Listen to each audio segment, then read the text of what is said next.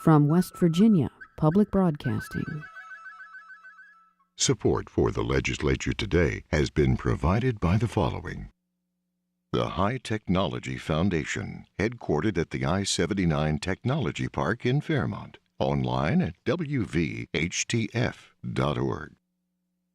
Connecting West Virginia families and businesses through high-speed internet services. Learn more about connecting at frontier.com. At the Legislature today, the state's libraries see themselves in a partnership with their county public school systems. But a recent decision by the state Supreme Court puts that relationship in jeopardy with a dispute over funding. And we'll wrap up our look at West Virginia's prison system with a discussion about prison ministry on the Legislature today.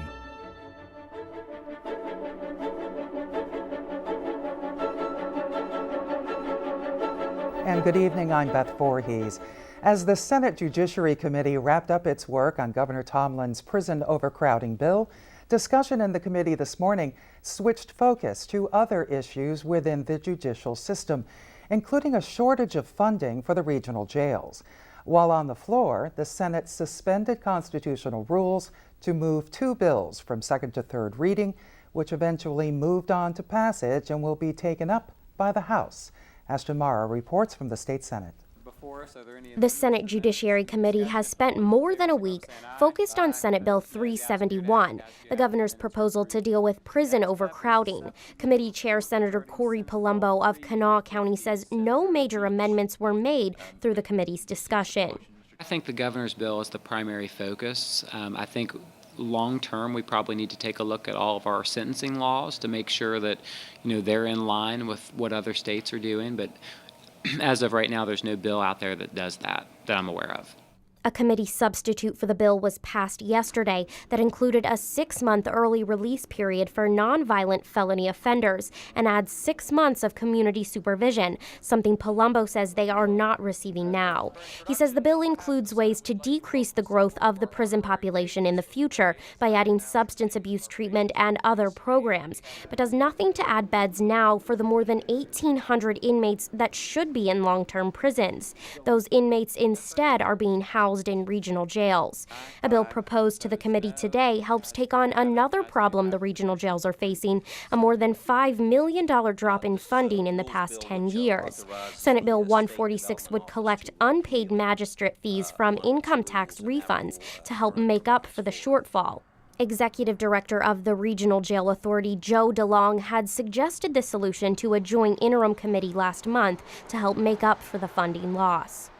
A suspension of the rules on the floor today began discussion of another bill that received plenty of attention during interims. The Home Rule Pilot Project became one of the first to receive amendments and debate here on the floor. Senate Bill 435 was on second reading today. The pilot project is up for continuation as it reaches the end of its initial 5-year trial period. 4 cities currently participate in the program: Charleston, Huntington, Wheeling, and Bridgeport. And Senate Bill 435 would extend the program to include 10 more cities. Senator Evan Jenkins of Cabell County made a motion on the floor to automatically include those original cities in the continuation of the program. My amendment says that the 4 entities that are already in the home rule don't start from scratch, that they're considered already in the program. If they're making any changes, they still have to file approval for any changes. But the additional amendment, working with the chair of Gov.org, adds an additional 4. So we're still creating 10 slots of new opportunity, but just allowing the 4 that are already in the plan to remain and continue in the plan. Senator Herb Snyder of Jefferson County then proposed that if those 4 cities were to be included, the bill should be amended to allow 10 additional cities, bringing the total to 14 participants. Both amendments passed unanimously, and Majority Leader Senator John Unger moved to suspend constitutional rules, allowing the bill to be read for a 3rd time today.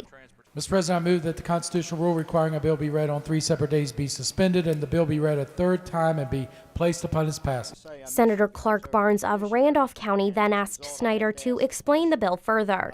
I understand a few minutes ago that some of the rules have changed from our original program to this now. If you can do that briefly, could you give me a general idea of what those rule changes are? The ordinances that they adopted prior to today will be in full force.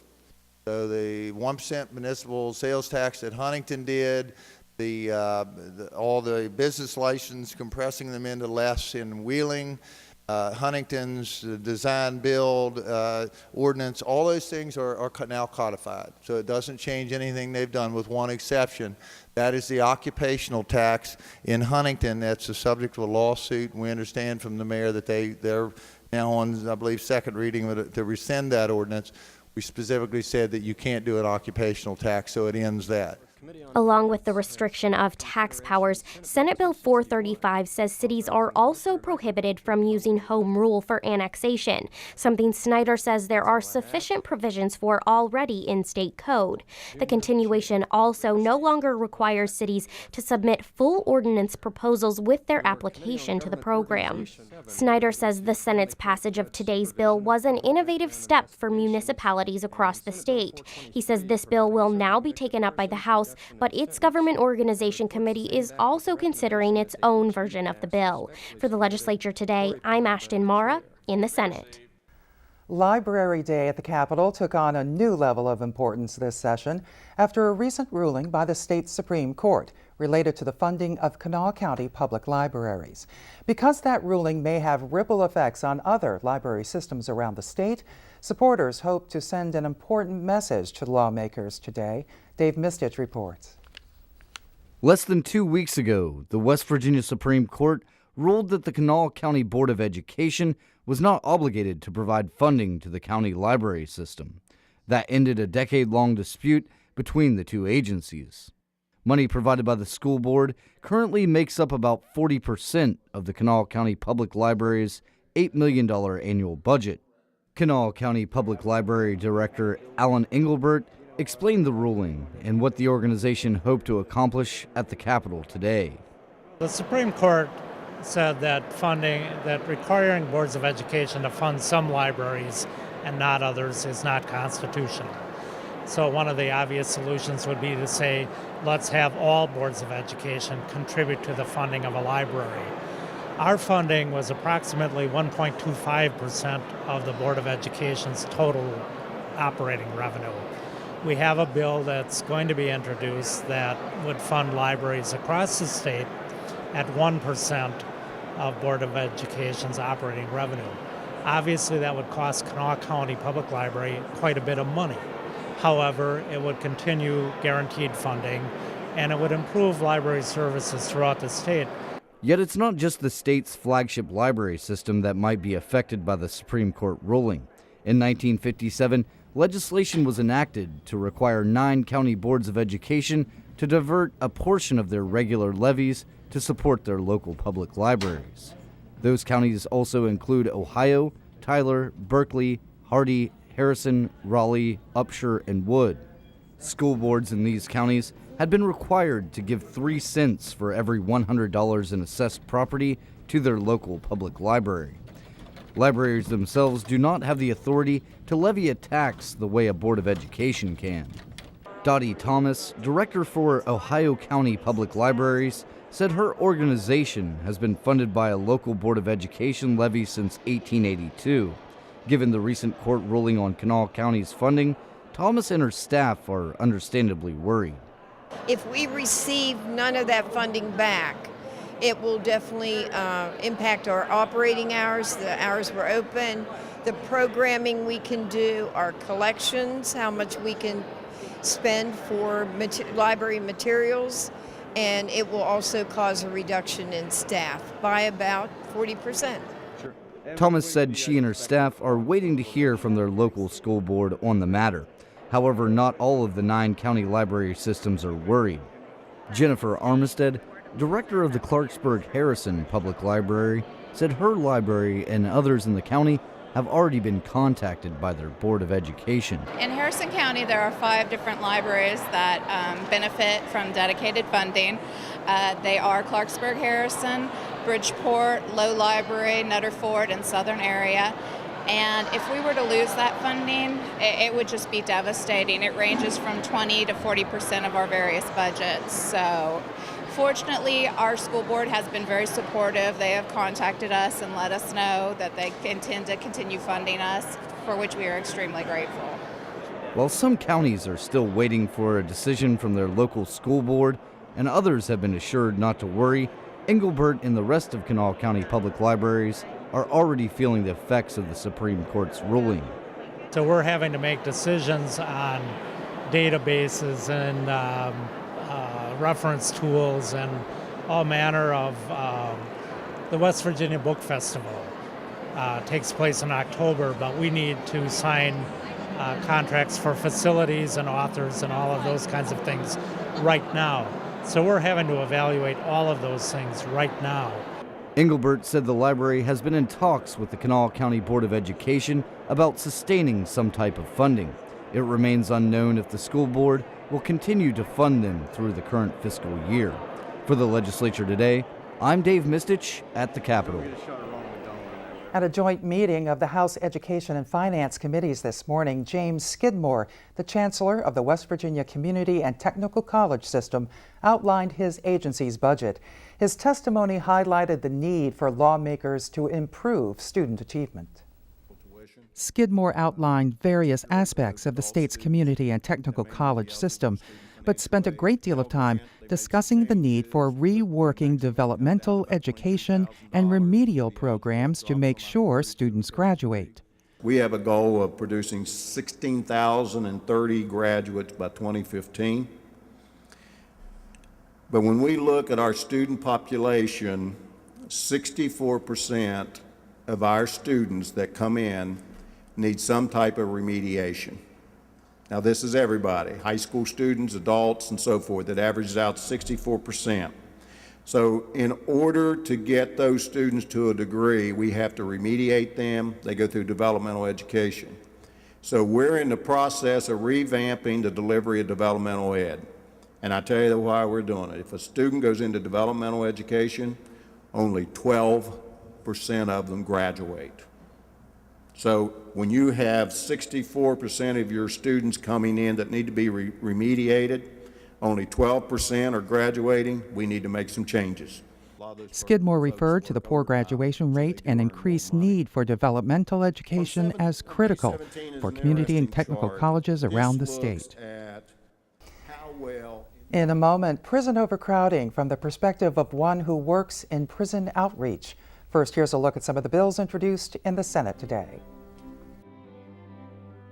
Among the bills introduced in the Senate today, Senate Bill 470 to permit farm wineries to sell samples and wine during the operation of fairs and festivals and on Sunday mornings at those events.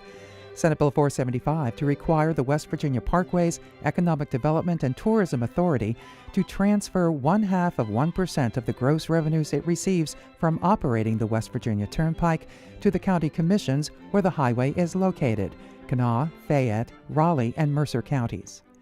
Senate Bill 476 to provide an exception to allow a homeowner or tenant to shoot a firearm in a lawful manner within 500 feet of a dwelling house in which that person lives, if no other dwelling house is located within 500 feet of the person shooting. The bill also corrects an anomaly that allows a person to shoot a firearm at a closer distance to a school or church than to a dwelling house.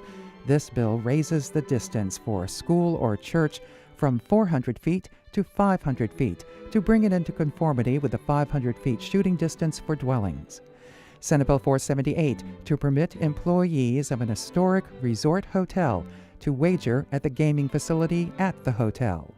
Senate Bill 480 to require that bartenders be licensed by the Alcohol Beverage Control Commissioner.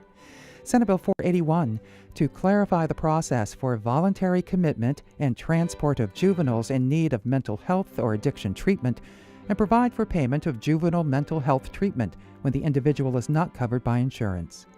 Senate Bill 482 concerns the preparation and sale of voter registration lists. The bill requires the net proceeds from the sales of the lists be deposited into the state election fund. The bill clarifies that the Secretary of State may share voter information with those authorized to receive the information. and Senate Bill 483 to take the fire or casualty insurance surcharge to 1% and dedicate the money to the Fire Protection Fund, which goes to volunteer and part volunteer fire departments. Up for passage in the Senate tomorrow, Senate Bill 139 to require sellers of precious metals and gems to provide photo identification to dealers. The bill also creates criminal penalties. On second reading in the Senate tomorrow, Senate Bill 125 to permit the Monongalia County Commission to levy a special district excise tax for the benefit of the University Town Center. And just a correction to pass along to you, Senate Bill 139 regarding precious metals was passed today.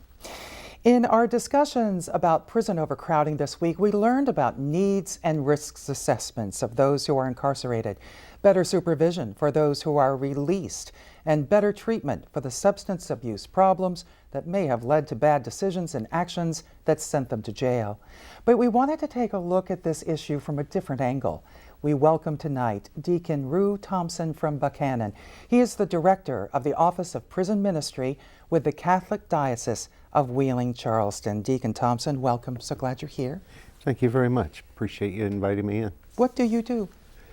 Well, my responsibilities for the Catholic Diocese are to make sure that we have religious services, Catholic religious services in each of our jails, prisons, and juvenile facilities throughout the state, and then also help out with the West Virginia Council of Churches with some of their prison issues as well. Do you go to the jails? Do you go to the prisons? Yes, I go to two of the prisons particularly that I visit on a regular basis, is St. Mary's Corrections and Huttonsville Correction.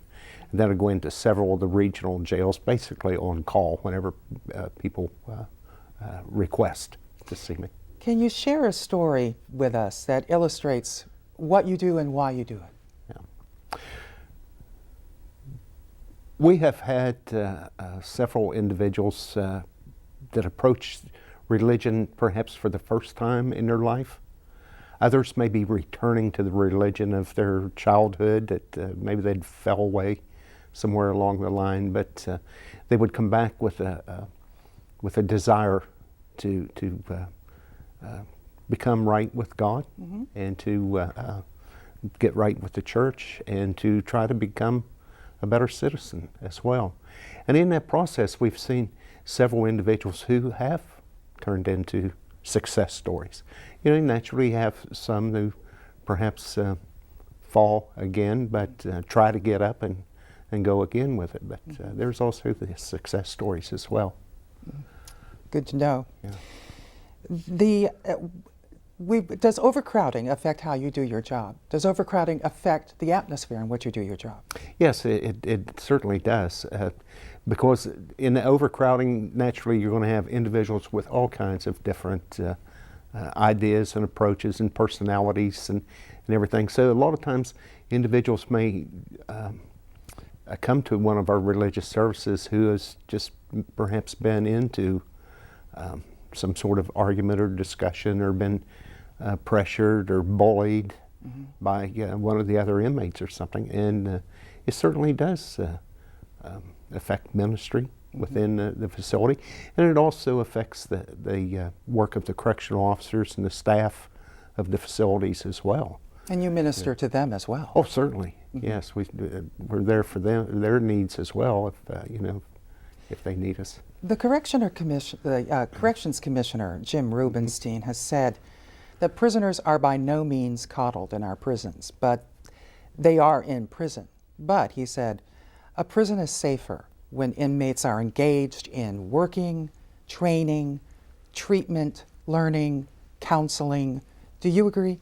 Yes, I'd certainly agree with that. And one of the things about prisons, they say if the place is noisy, everything's going pretty good.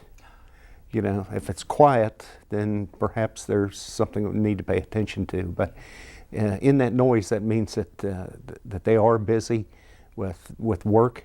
They have work assignments or opportunities to work, or education, and you see a lot of them passing in the hallways to or from those assignments, and things are working pretty good. In our regional jails, of course, they don't have that opportunity for the work or for schooling to amount to much other than GED or perhaps AA programs. And it's a whole different environment in the regional jails than the prisons. Well, because in the regional jails, they're just going to have more time to sit around and talk with each other. And in my personal opinion, with the lower level offenders coming in,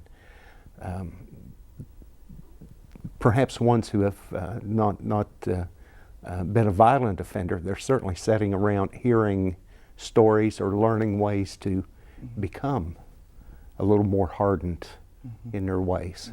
You know. We've learned a lot about supervision once released. Does your ministry follow up with any of the prisoners after they've been released?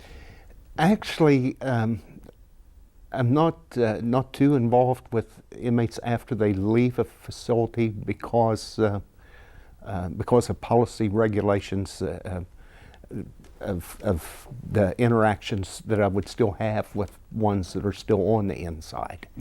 So we don't have much. Now, from time to time, I do receive a card or a letter from somebody that's telling me, you know, how they're doing and how they got along, how much they appreciated the efforts that we put forth for their services and things while they were incarcerated, bringing them that element of hope that somebody does still care, you know, about them. How are West Virginia prisoners treated, do you think, from what you've seen? Much better than third world countries, but certainly the overcrowding situation is something that certainly needs to be addressed in this state. I think we're long overdue on addressing that. When we can have 3 individuals placed into a cell unit that was actually designed for 1, you know, it's time to do something. It's certainly time to do something, and I think this is the appropriate time. Deacon Rue Thompson, Director of Prison Ministry of the Catholic Diocese of Wheeling-Charleston, I thank you very much. Well, you're certainly welcome. Thanks again. And here's a look at what's coming. Here's a look at some of the bills introduced in the House today. Among the bills introduced in the House today, House Bill 2856 to add sexual orientation to the categories covered by the Human Rights Act, prohibiting discrimination in employment and places of public accommodation, to add age and sexual orientation to the categories covered by the Fair Housing Act, prohibiting discrimination in housing. House Bill 2857 to clarify the procedure to fill a vacancy in the offices of governor, state officials and judges, representatives in the House of Representatives and United States Senate and state legislature. House Bill 2860 to provide that a municipality receive no more than $25 from speeding fees and costs for speeding violations on 4-lane controlled access highways or interstate highways located within the limits of a municipality. And House Bill 2861 to remove a deterrent to public schools seeking to assist the enrollment of a student who is at risk and is becoming a discouraged and defeated learner in an alternative program designed to prepare them for a successful transition back into the public schools. The bill sets forth characteristics of a discouraged and defeated learner and allows the county superintendent to approve the continued enrollment of these students in the public schools while they are enrolled in the alternative program. Up for passage in the House tomorrow, House Bill 2351 to authorize arresting officers to charge by citation if a magistrate or judge is not reasonably available. House Bill 2579 to protect state waters by creating an implementation plan to establish state-specific selenium criteria.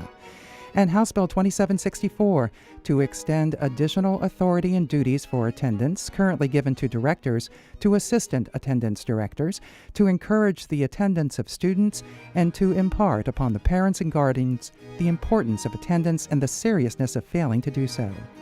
On second reading, House Bill 2361 to include persons who served honorably in the National Guard and Reserves as eligible veterans for preference in employment training and employment.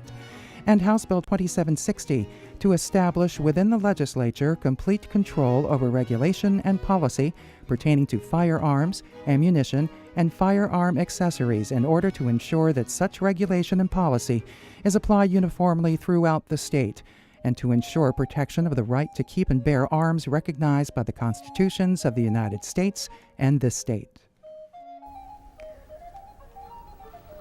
And this has been the Legislature Today. Tomorrow, an overview of how the legislature operates and the process as to how a bill becomes law. We call it legislative basics.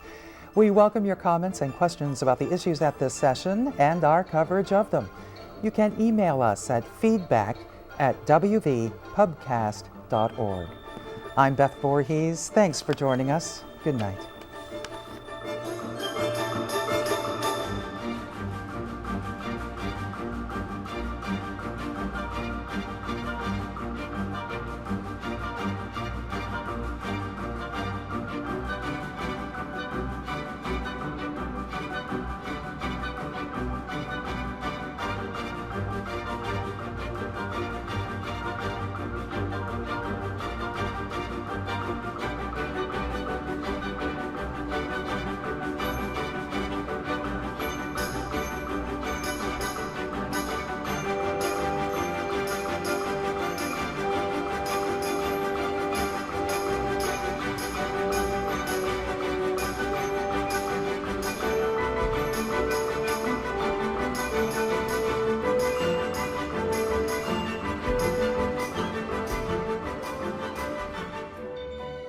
Support for the Legislature Today has been provided by the following. The High Technology Foundation, headquartered at the I-79 Technology Park in Fairmont. Online at wvhtf.org.